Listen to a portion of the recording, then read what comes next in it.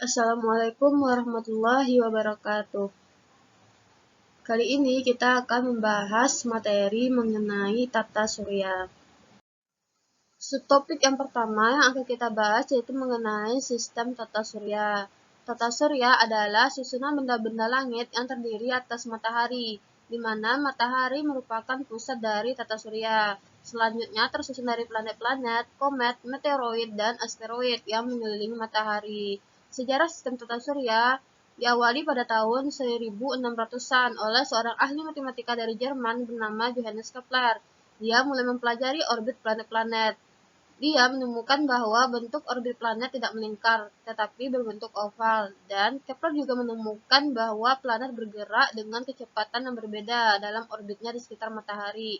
Hal ini dapat kita lihat pada tabel yang ada pada slide di mana Merkurius memiliki rata-rata kecepatan orbital 48 km per sekon, Venus 35 km per sekon, Bumi 30 km per sekon, Mars 24 km per sekon, Jupiter 13 km per sekon, Saturnus 9,7 km per sekon, Uranus 6,8 km per sekon, dan Neptunus 5,4 km per sekon.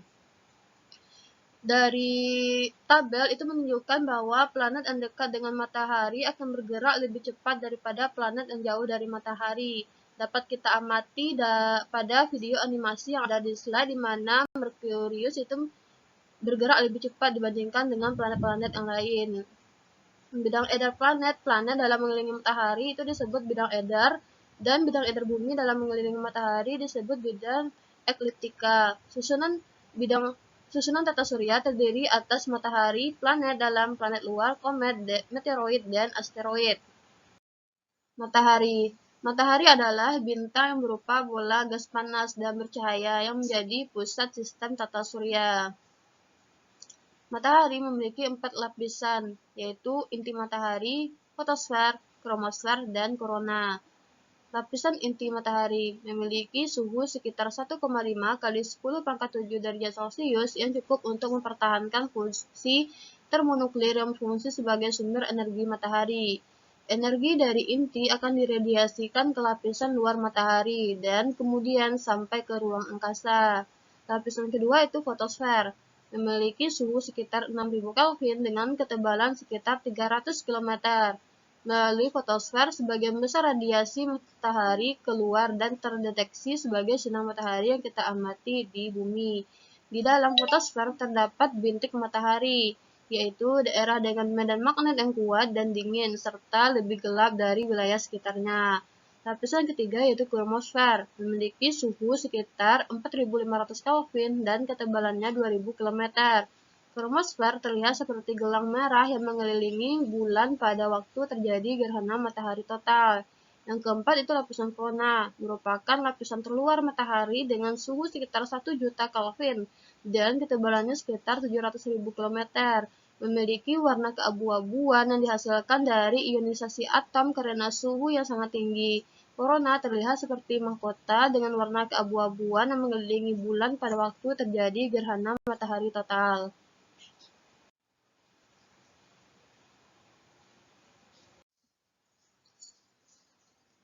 Selanjutnya itu planet. Planet adalah benda langit yang tidak dapat memancarkan cahaya sendiri. Planet hanya memantulkan cahaya yang diterimanya dari bintang. Planet itu dibedakan menjadi dua, yaitu planet dalam dan planet luar.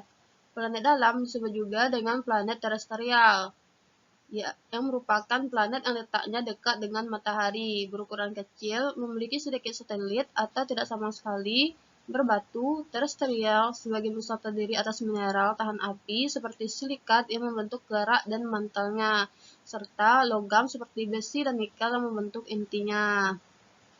Selain itu, planet dalam juga memiliki atmosfer yang cukup besar untuk menghasilkan cuaca, memiliki kawah dan fitur permukaan tektonik seperti lembah, retakan, dan gunung berapi. Planet dalam terdiri atas Merkurius, Venus, Bumi, dan Mars. Sementara planet luar disebut juga dengan planet Jovian, yang merupakan planet yang letaknya jauh dengan matahari, berukuran besar, memiliki banyak satelit, dan sebagian besar tersusun dari bahan ringan seperti hidrogen, helium, metana, dan amonia. Planet-planet dalam dan luar dipisahkan oleh sabuk asteroid. Planet luar terdiri atas Jupiter, Saturnus, Uranus, dan Neptunus. Penyusun tata surya selanjutnya adalah komet. Komet berasal dari bahasa Yunani yaitu kometes yang artinya berambut panjang. Komet adalah benda langit yang mengelilingi matahari dengan orbit yang sangat lonjong. Komet terdiri atas debu, partikel batu yang bercampur dengan es, metana, dan amonia.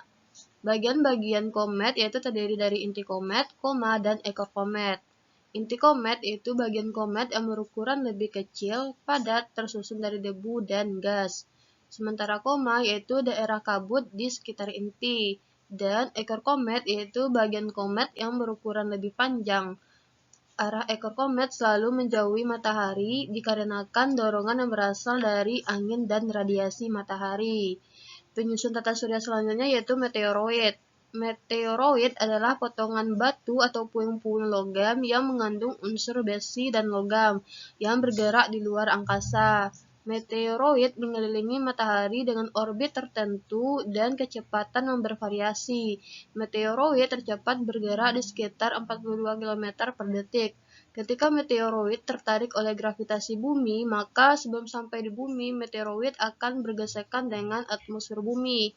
Gesekan tersebut akan menghasilkan panas dan membakar meteoroid tersebut. Meteoroid yang habis terbakar oleh atmosfer bumi disebut dengan meteor. Sementara apabila meteoroid tidak habis terbakar oleh atmosfer bumi dan jatuh ke bumi disebut dengan meteorit. Nah, penyusun tata surya selanjutnya yaitu asteroid. Asteroid adalah potongan-potongan batu yang mirip dengan materi penyusun planet.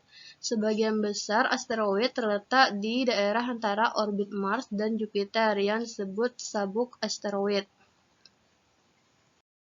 Subtopik yang kedua yaitu mengenai kondisi bumi. Yang pertama, bentuk bumi. Nah, selama bertahun-tahun, para pelaut mengamati bahwa hal yang pertama yang akan mereka lihat pertama kali di laut adalah puncak kapal. Nah, hal ini menunjukkan bahwa bumi berbentuk bulat. Nah, begitu pula pada tahun 1522, Magellan telah membuktikan bahwa bumi berbentuk bulat, di mana waktu itu dia mengadakan pelayaran dengan arah yang lurus. Kemudian dia berhasil kembali ke tempat awal dia berlayar. Nah, astronot telah melihat dengan jelas bentuk bumi. Astronot dari atas melihat bahwa terdapat sedikit tonjolan di khatulistiwa dan terdapat bagian bumi yang rata di bagian kutubnya. Hal ini menunjukkan bahwa bentuk bumi tidak benar-benar bulat, akan tapi sedikit lonjong. Bumi berdiameter sekitar 12.742 km. Yang kedua yaitu rotasi bumi. Rotasi bumi adalah perputaran bumi pada porosnya. Sedangkan kala rotasi bumi adalah waktu yang diperlukan bumi untuk sekali berputar pada porosnya, yaitu 23 jam 56 menit. Bumi berotasi dari barat ke timur.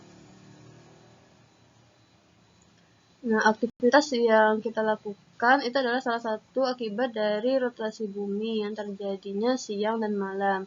Adapun akibat lain dari rotasi bumi adalah gerak semu harian matahari, perbedaan waktu, pembelokan arah angin, pembelokan arah arus laut. Yang ketiga yaitu revolusi bumi. Revolusi bumi adalah perputaran atau peredaran bumi mengelilingi matahari. Kala revolusi bumi adalah waktu yang diperlukan oleh bumi untuk sekali berputar mengelilingi matahari, yaitu 365,25 hari atau 1 tahun. Bumi berevolusi dengan arah yang berlawanan dengan arah perputaran jarum jam. Akibat dari revolusi bumi yaitu terjadinya gerak semu tahunan matahari, perbedaan lamanya siang dan malam, dan pergantian musim. Subtopik yang ketiga yaitu kondisi bulan. Bulan adalah benda langit yang terdekat dengan bumi, sekaligus merupakan satelit bumi. Karena bulan merupakan satelit, maka bulan tidak dapat memancarkan cahaya sendiri, melainkan memancarkan cahaya matahari. Sebagaimana dengan bumi yang berputar dan mengelilingi matahari, bulan juga berputar dan mengelilingi bumi. Nah, bulan berbentuk bulat mirip seperti planet. Permukaan bulan berupa dataran kering dan tandus, banyak kawah, dan juga terdapat pegunungan dan dataran tinggi. Bulan tidak memiliki atmosfer, sehingga sering terjadi perubahan suhu yang sangat drastis. Selain itu, bumi tidak dapat merambat, tidak ada siklus air, tidak ditemukan makhluk hidup, dan sangat gelap gulita. Bulan melakukan 3 gerakan sekaligus, yaitu rotasi, revolusi, dan bergerak bersama-sama dengan bumi untuk mengelilingi matahari. Skala rotasi bulan sama dengan skala revolusinya terhadap bumi, yaitu 27,3 hari. Oleh karena itu, permukaan bulan yang menghadap ke bumi selalu sama. Nah, dampak dari pergerakan bulan diantaranya adalah pasang surut air laut, pembagian bulan, dan fase bulan. Nah, pasang surut air laut. Pasang adalah peristiwa naiknya permukaan air laut, sedangkan surut adalah peristiwa turunnya permukaan air laut. Pasang surut air laut terjadi ketika akibat pengaruh gravitasi matahari dan gravitasi bulan. Akibat bumi berotasi pada sumbunya, maka daerah yang mengalami pasang surut bergantian sebanyak 2 kali.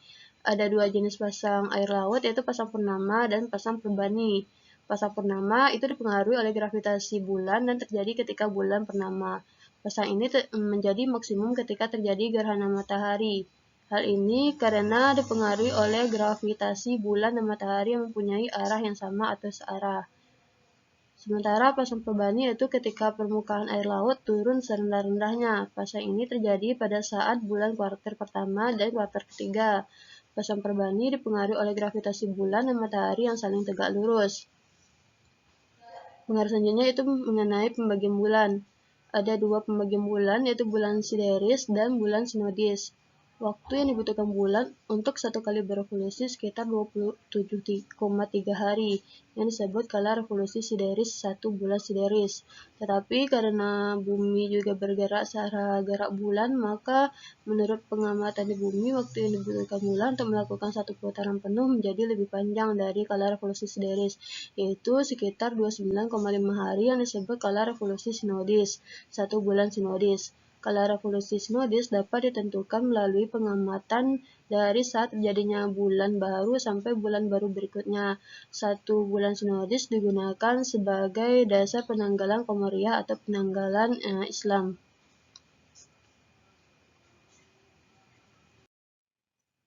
Pengaruh selanjutnya yaitu terhadap fase-fase bulan. Fase-fase bulan merupakan perubahan bentuk-bentuk bulan yang terlihat di bumi. Hal ini dikarenakan posisi relatif antara bulan, bumi, dan matahari. Fase-fase bulan yaitu yang pertama itu bulan baru, terjadi ketika posisi bulan berada di antara bumi dan matahari. Selama bulan baru, sisi bulan yang menghadap ke matahari nampak terang dan sisi yang menghadap bumi nampak gelap. Yang kedua, bulan sabit, terjadi ketika bagian bulan yang terkena sinar matahari sekitar 1/4, sehingga permukaan bulan yang terlihat di bumi hanya 1/4-nya. Yang ketiga, bulan separuh, terjadi ketika bagian bulan yang terkena sinar matahari sekitar separuhnya, sehingga yang terlihat dari bumi juga separuhnya. Yang keempat, bulan cembung, terjadi ketika bagian bulan yang terkena sinar matahari 3/4-nya, yang terlihat dari bumi hanya 3/4 bagian bulan. Akibatnya, kita dapat melihat bulan cembung. Nah, yang terakhir itu bulan purnama, terjadi ketika semua bagian bulan terkena sinar matahari. Begitu juga yang terlihat dari bumi, akibatnya kita dapat melihat bulan purnama. Subtopik yang keempat yaitu gerhana. Gerhana terjadi ketika posisi bulan dan bumi menghalangi sinar matahari, sehingga bumi atau bulan tidak mendapatkan sinar matahari. Gerhana juga merupakan akibat dari pergerakan bulan. Ada 2 jenis gerhana, yaitu gerhana matahari dan gerhana bulan. Gerhana matahari. Gerhana matahari terjadi ketika bayang bulan bergerak menutupi permukaan bumi, di mana posisi bulan berada di antara matahari dan bumi, dan ketiganya terletak dalam satu garis. Gerhana matahari terjadi pada waktu bulan baru. Nah, pada pembahasan gerhana kita akan mengenal 2 istilah, yaitu umbra dan penumbra. Umbra adalah bayangan gelap yang terbentuk selama terjadinya gerhana, sedangkan penumbra adalah bayangan kabur atau remang-remang yang terbentuk selama terjadinya gerhana. Nah, akibat ukuran bulan lebih kecil dibandingkan bumi atau matahari, maka terjadi 3 kemungkinan gerhana, yaitu gerhana matahari total, gerhana matahari cincin, dan gerhana matahari sebagian. Gerhana matahari total terjadi pada daerah-daerah yang berada di bayangan inti atau umbra, sehingga cahaya matahari tidak tampak sama sekali. Gerhana matahari total terjadi hanya sekitar 6 menit. Selanjutnya itu gerhana matahari cincin, terjadi pada daerah yang terkena lanjutan umbra, sehingga matahari kelihatan seperti cincin. Yang ketiga, gerhana matahari sebagian, terjadi pada daerah-daerah yang terletak di antara umbra dan penumbra, bayangan kabur, sehingga matahari kelihatan sebagian. Yang kedua yaitu gerhana bulan. Gerhana bulan terjadi ketika bulan memasuki bayangan bumi. Gerhana bulan hanya dapat terjadi pada saat bulan purnama. Gerhana bulan terjadi apabila bumi berada di antara matahari dan bulan. Pada waktu seluruh bagian bulan masuk dalam daerah umbra bumi, maka terjadi gerhana bulan total. Proses bulan berada dalam penumbra dapat mencapai 6 jam dan dalam umbra hanya sekitar 40 menit. Nah, sekian materi mengenai tata surya. Apabila ada kesalahan, saya mohon maaf. Assalamualaikum warahmatullahi wabarakatuh.